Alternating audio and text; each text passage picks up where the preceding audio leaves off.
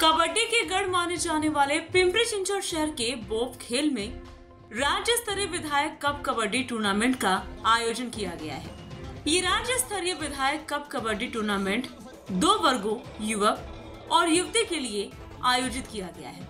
विधानसभा उपाध्यक्ष और पिंपरी विधानसभा क्षेत्र के विधायक अन्ना बनसोड़े द्वारा पिंपरी चिंचवड शहर के बोप खेल क्षेत्र में आयोजित विधायक कबड्डी कप के लिए राज्य भर से लगभग 162 टीमें पिंपरी चिंचवड शहर पहुंची हैं। इस टूर्नामेंट के फाइनल मैच 29 नवंबर को होंगे और सभी विजेताओं को उप मुख्यमंत्री अजित पवार द्वारा पुरस्कार वितरित किया जाएगा।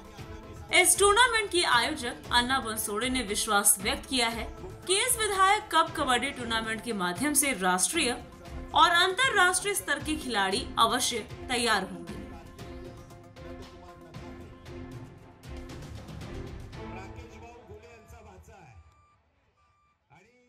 बोपखेल गावातून अनेक आंतरराष्ट्रीय खेळाडू निर्माण झालेले आहेत आणि खरं बघितलं तर कबड्डीची पंढरी म्हणून या बोपखेल गावाकडे पाहिले जातं।